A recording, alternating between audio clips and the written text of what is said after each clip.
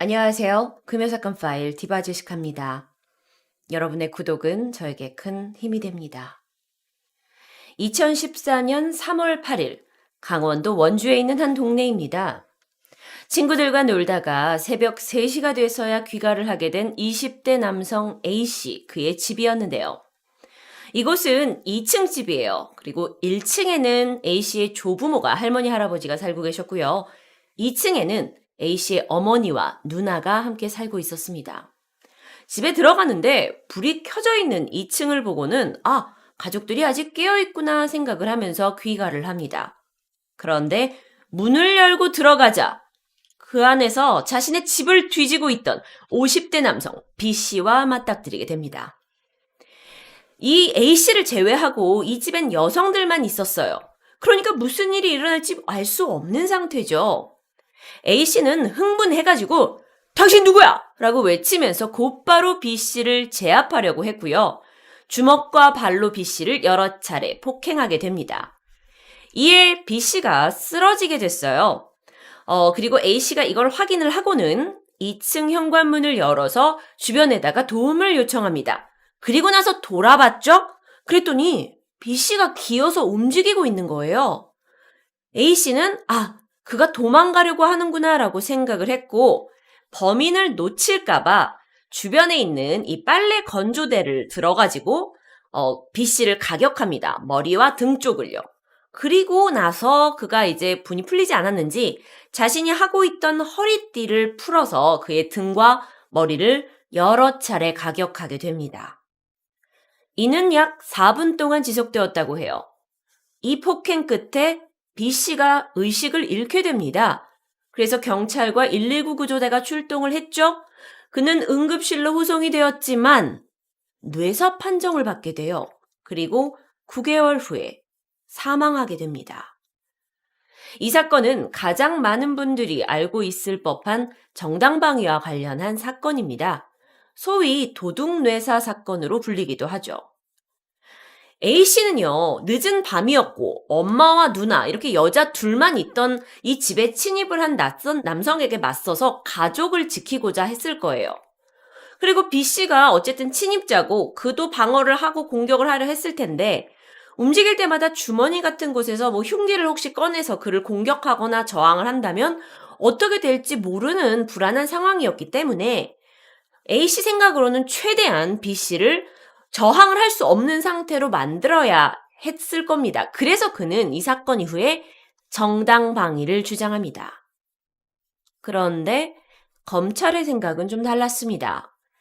아무리 침입자라 하더라도 저항하지 않고 도망가려고 했던 이 B씨의 머리와 등을 계속해서 가격을 했고 게다가 그 사람을 식물인간 상태로 만든 행위는 이거는 단순 방어의 한도를 넘어섰다고 판단한 거죠. 그래서 상해치사죄를 적용해야 한다고 주장합니다. 어떻게 되었을까요? 법원의 판결은요. 우리나라의 정당방위 요건 중에 하나인 침해 행위가 종료되거나 저지가 된 후에 폭력을 하면 안 된다를 들어서 A씨는 징역 1년 6개월을 선고받았습니다. 다만 그의 폭행이 우발적이었고 계획적인 건 아니었죠. 그리고 자신의 가족을 보호하려고 했던 사정이 있었기에 집행유예 3년을 선고받습니다. 많은 분들이 알고 계시는 도둑 뇌사 사건, 이 사건을 두고도 참 말이 많았었죠. 그런데 또 다른 사건을 보려고 합니다.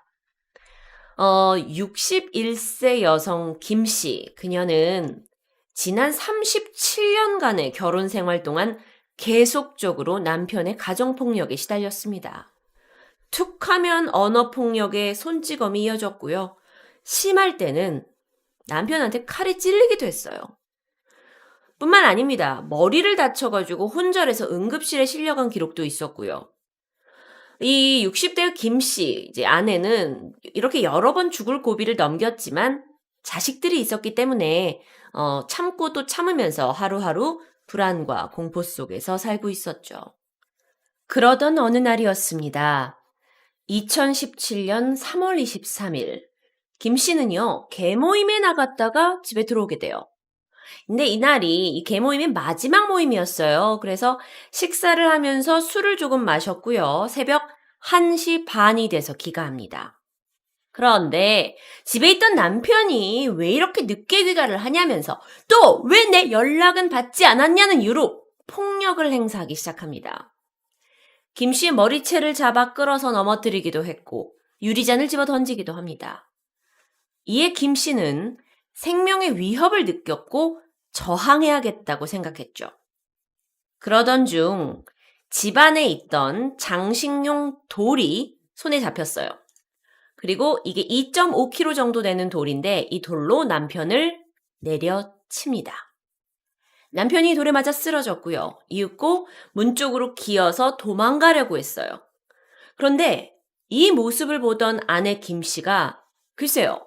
그동안 쌓아왔던 이 분노와 원망이 터져나왔던 걸까요? 아니면 혹시라도 남편이 정신을 차리고 나서 자신에게 행할 보복이 두려웠을까요? 쓰러진 채 기어가고 있던 남편의 머리를 10여 차례 더 내려치게 됩니다. 자, 그리고 나서 김 씨는 경찰에 신고를 해요. 그리고 남편이 스스로 자기 머리를 돌로 내려쳤다고 진술하게 되고 자신한테 불리한 정황은 다 빼고 말을 하게 되죠. 남편은 병원으로 옮겨졌지만 과다출혈로 사망합니다. 자, 이 사건, 먼저 이 김 씨의 변호인은요, 이렇게 주장을 하고 있어요. 37년 결혼 생활 내내 남편 폭력에 시달렸던 사람이다. 사건 당일도 그걸로 인해서 공포와 생명의 위협을 느껴서 방어한 행동이었고, 게다가 그날 술을 마셨잖아요. 그래서 만취에 가까운 상태라 사건을 잘 기억하지 못하고 있다면서 심신미약을 내세우면서 정당방위를 주장합니다. 하지만 1심, 2심 모두 정당방위 그리고 심신미약이 받아들여지지 않았어요. 그리고 남편이요. 방어력을 상실해가지고 거의 피하려고 했잖아요. 그랬는데도 계속 머리를 가격했다라는 거. 그리고 이제 그 김 씨가 신문을 받게 됐는데 나는 그때 화가 많이 났다라는 분노의 감정만 있었을 뿐 너무 무서웠다라는 공포감에 대해서는 언급하지 않았다고 해요. 그 점. 그리고 신고할 당시에 자기한테 좀 불리한 상황은 빼고 진술했다라는 점. 근데 그것을 봐서는 사실 술에 취해서 상황이 기억이 안 났다라고 그래서 심신미약으로 가기에는 충분히 이 사람도 의사결정 능력이 있었던 거잖아요. 그러다 보니 최종적으로 정당방위, 심신미약은 인정되지 않습니다.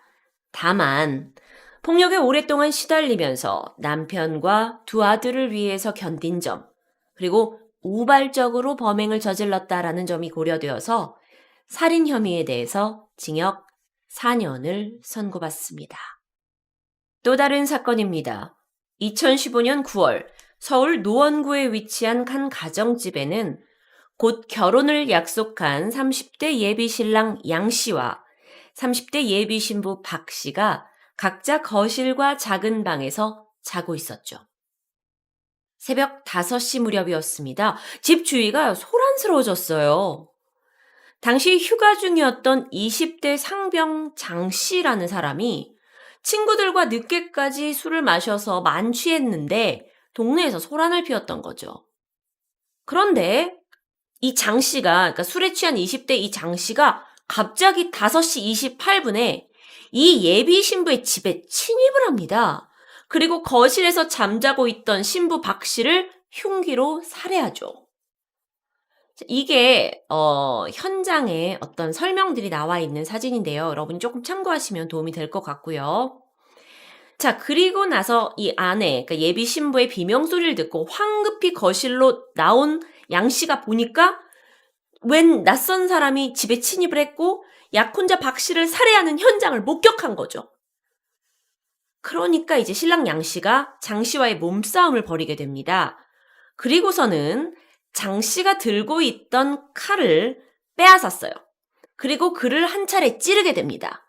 그런데 이에 장 씨가 사망하게 되죠.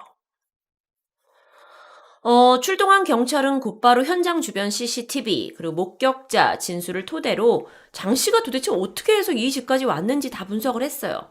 통화 기록, 디지털 증거 분석, 다 분석을 결과 정말 이상합니다. 이 박 씨와 장 씨, 양 씨, 이 세 사람 사이에는 어떠한 접점도 없어요. 그러니까 이 사람이 그냥 정말 술을 먹고 그냥 무단으로 들어온 거예요. 그러니까 서로 전혀 알지 못하는 사이, 우발적으로 발생한 범행이었죠. 그렇다면 결국 장 씨는 사망했는데 양 씨는 어떻게 될까요? 경찰은요, 침입자 장 씨가 먼저 양 씨를 향해서 흉기를 휘둘렀고 부상을 입혔어요. 그리고 나서 그 흉기를 뺏어서 죽이게 된 거죠. 그리고 이 장 씨가 흉기를 빼앗겼잖아요. 그리고 그랬는데도 불구하고 계속 공격하려고 했어요. 이건 중요한 부분이었어요. 그리고 양 씨가 이 장 씨한테 뺏은 이 칼 이외에 다른 방어를 할 수 있는, 제압을 할 수 있는 수단이 근처에 없었고요. 범인의 흉기로 그를 제압하는 것 외에 도대체 다른 방법을 생각할 수 없었다라는 점이 참작이 됐어요. 그래서 정당방위가 인정됩니다. 검찰에서도 2년간의 긴 수사 끝에 불기소 처분을 내리게 되죠. 오늘 소개해드린 케이스 중 유일하게 정당방위를 인정받은 사건인데요. 국내에서는 아주 드문 일입니다. 실제로 1990년 성폭행범으로부터 자신과 생후 3개월 된 아들을 지키기 위해서 흉기를 휘두른 한 가정주부가 있었어요. 그래서 그 가정주부가 이 상대방을 숨지게 했죠. 그런데 그 사건이 정당방위로 인정받은 이래 25년 만에 살인사건이 정당방위로 인정받은 케이스였습니다. 지금까지의 케이스들은요, 모두 정당방위를 두고 논란이 많았던 사건들입니다. 유명한 이야기들이죠. 자, 이 사건을 들어보신 여러분들은 가해자들을 생각해 볼게요. 침입자를 살해한 20대 남성 A씨. 자신의 집에 침입한 사람을 살해했어요. 폭력적인 남편을 살해한 60대 여성 김씨. 그리고 약혼녀 살해범을 현장에서 다시 살해하게 된 30대 양씨. 여러분은 이들이 과연 어떤 처벌을 받는 것이 합당하다고 생각하실까요? 앞서 일부 영상에서 국내에서 정당방위로 논란이 된 사건들을 같이 이야기해 봤는데요. 보통 우리 같은 일반인들이 정당방위에 대해서 인식하고 있는 것은 쉽게 얘기해서 당신이 나를 먼저 때려서 다치게 했으므로 나도 너를 똑같이 다치게 해도 괜찮다. 또는 당신이 나에게 위협적인 행동을 했으니까 내가 방어를 하기 위해 공격하는 것은 괜찮다 정도의 인식이었을 거예요. 그런데 현재 대한민국 법은요, 정당방위에 대해서 이렇게 정의하고 있습니다. 형법 제21조 1항에서 본인 또는 타인의 법익에 대한 현재의 부당한 침해를 방어하기 위한 행위는 상당한 이유가 있을 때는 벌하지 않는다. 여러분 제가 이렇게 법을 이야기하니까 어려울 거라고 생각하지만 아마 여러분이 어렵다 하더라도 이 단어, 상당한 이유라는 단어는 조금 애매모호하다라는 부분은 느껴지셨을 거예요. 이걸 쉽게 말하면 누군가가 부당하게 나와 내 주변 사람들을 해치려 할 때 나를 지키기 위해서 어쩔 수 없이 방어 행위를 하면 정당방위로 인정될 수 있고 처벌받지 않는다예요. 근데 문제는 이게 정당방위를 인정받는 것이 우리나라에선 아직도 꽤 어렵다는 겁니다. 어떤 상황이든 간에 일정한 조건이 성립되어야 돼요. 상당한 이유, 일정한 조건이 성립되어야 법의 처벌을 피할 수가 있기 때문입니다. 경찰 수사 단계에서의 정당방위 8가지 기준을 간략하게 보면 상대방이 먼저 침해를 해고 내가 거기에 대한 방어 행위여야 된다라는 건 뭐 당연합니다. 여러 가지 이제 상황 중에서 저희가 조금 이해가 안 가는 것들이 있어요. 상대가 만약에 우리 집에 도둑이 들었고 침입을 했어요. 그래서 나도 싸웠죠. 그런데 이 침입자가 공격을 멈추면 나도 폭력을 행사하지 않아야 돼요. 그래야 정당방위가 인정이 됩니다. 그리고 행여 그가 나를 공격하도록 도발도 하지 않아야 되네요. 그 다음 이제 항부터는 되게 많은 생각을 하게 하는데요. 상대보다 더 심한 흉기로 방어를 하거나 공격하면 안 돼요. 그러니까 상대가 칼을 들고 있는데 칼보다 더 심한 흉기로 했으면 정당방위가 인정이 안 된다는 거예요. 네. 그리고 내가 다친 것보다 상대방이 다친 것이 현저히 크면 안 된다고 해요. 그러니까 근데 제가 좀 이걸 보면서 저도 헛웃음이 나왔던 게, 만약 생각해보세요. 우리 집에 도둑이 들었어요. 칼을 들고 왔어요. 그래서 우리 할머니 여기 계신데 누군가를 막 해치려고 해요. 저도 물불 안 가리고 손에 집히는 거, 아니 사실 칼보다 더 위협적인 무언가로 진짜 여기 있는 막 뭐 방망이 들고 가서 치겠죠. 하지만 제가 이게 정당방위가 인정되려면 그를 너무 세게 치면 안 되는 거예요. 그가 공격하지 않는 이상에서는.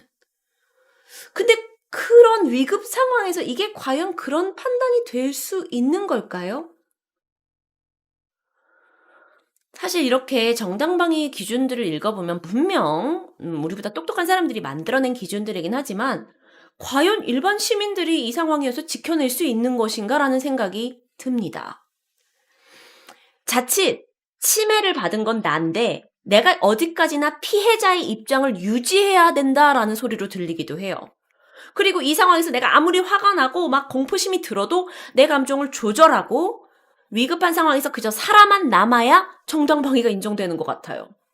그 순간 내 목숨이 만약에 침해받으면 전 사실 물불 안 가릴 것 같거든요.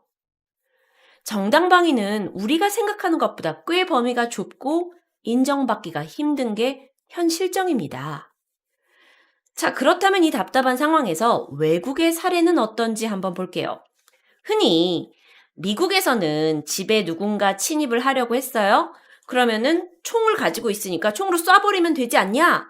우리나라보다 좀 이게 더 잘 돼 있는 거 아니냐라고 이제 이야기들을 하시는데, 미국 역시 정당방위로 인정받기 위해서는 일정 기준을 충족해야 합니다.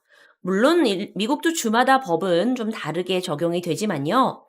일반적으로 폭력에 저항을 하는 행위였거나 합리적인 수준에서 지나치지 않은 수단을 사용했을 때, 그리고 상대방의 생명을 침해하지 않는 수준의 이런 조건들을 만족을 해야 돼요. 이 조건으로만 보면 사실 한국과도 좀 비슷한 부분이 있는 것처럼 보여요.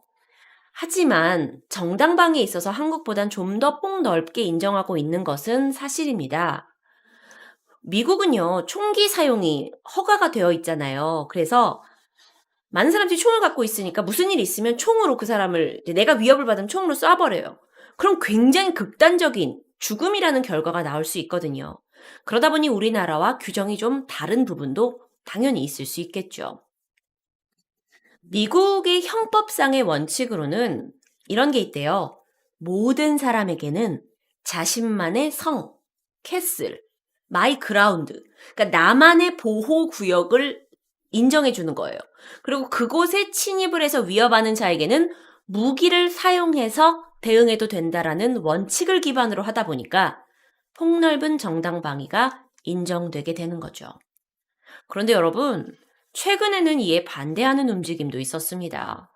이 총기 사건이 계속 일어나면서 이에 대한 규제가 필요하지 않냐라는 여론도 들끓고 있는데요. 이런 일이 있었어요. 최근 플로리다의 한 주에서요, 불법 주차 구역에 누군가 주차를 했고 이것과 관련돼서 두 남성이 시비가 붙습니다. 그런데 이 두 사람 중 한 사람이 그러니까 상대방을 밀게 돼요. 그러니까 이 사람이 열이 받아서 너가 나를 밀어! 이러면서 총기를 가져와서 상대를 사망하게 합니다.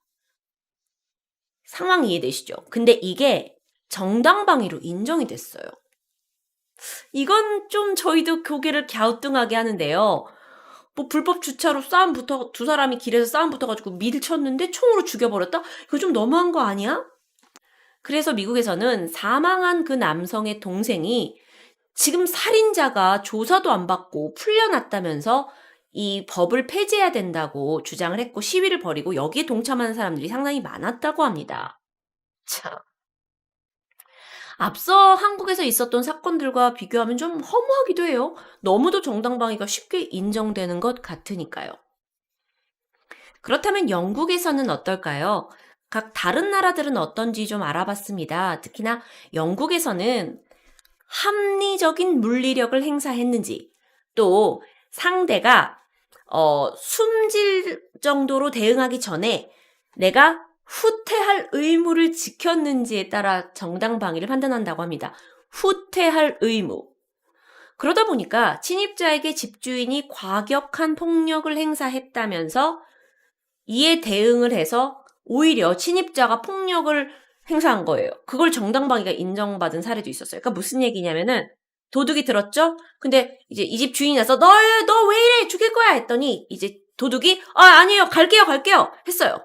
그러니까 나는 후퇴할 의무를 보인 거죠? 얘가. 그런데 집주인이 아니야 너 뭐해 그래 나 화났어 하고 또 때리려고 했다? 그럼 이건 그 사람이 기소된다는 거예요. 집주인이 오히려 폭력으로 들어갈 수 있다는 거죠. 침입자는 정당방위가 인정되고요. 참, 근데 여러분 미국과 영국 같은 경우는요. 사건에 따라서 판사와 배심원이 이걸 심층적으로 판결을 하기 때문에 우리나라에 비해서 좀 인정 범위가 넓다고 볼 수는 있습니다. 그 예로 올해 4월에 영국에서 78살의 리차드 씨가 자신의 집에 30대 남성 2명이 강도가 침입한 걸 알게 돼요. 그래서 그 한 명과 몸싸움을 벌였죠? 그러다 칼로 강도를 찌르게 됩니다. 강도가 병원으로 옮겨졌는데 사망했어요.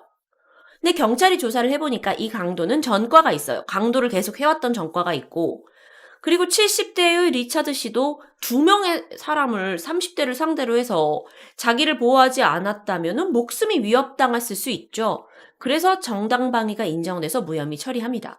사실 뭐 이런 예로 들었을 때는 정당방위가 맞는 것 같기도 해요. 그런데 문제는 이런 케이스가 한국으로 왔을 때는 더욱더 여러 가지 것들을 이제 심사를 하고 하기 때문에 이게 과연 현실에 맞는가라는 걸 전 지적하고 있는 거죠.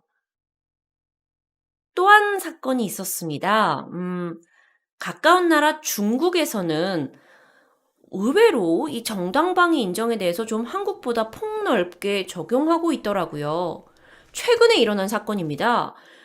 조폭 류하이룽이라는 사람이 일행하고 함께 BMW를 몰고 가던 중이었어요. 그런데 자전거 전용 도로에서 자전거를 타고 가고 있던 시민과 시비가 붙습니다. 그래서 이 조폭 일행이 차에서 내려가지고 이 시민을 막 구타했어요. 그랬는데 이제 분이 풀리지 않았는지 차에서 흉기를 꺼내가지고 공격합니다. 그런데 문제가 여기서 발생해요. 이 조폭 대장이었던 류하이룽이 흉기를 떨어뜨려요. 그런데 구타당하던 시민이 이걸 주워요. 그리고 그 류하이룽을 찔렀어요. 그래서 그가 죽습니다. 그런데 사건 이후에 시민이 살인죄로 체포가 됐어요. 그래서 이 사건이 중국인들 사이에 큰 논란을 낳게 됐죠. 영상 보시겠습니다. 한 남성이 차에서 흉기를 꺼내 길에 서 있던 남성을 공격합니다.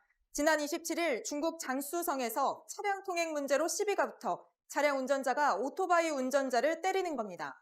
하지만 공격을 받은 오토바이 운전자가 길에 떨어진 흉기로 차량 운전자를 찔러 숨지게 하면서 정당방위 여부를 놓고 온라인에서 논쟁이 커지고 있습니다.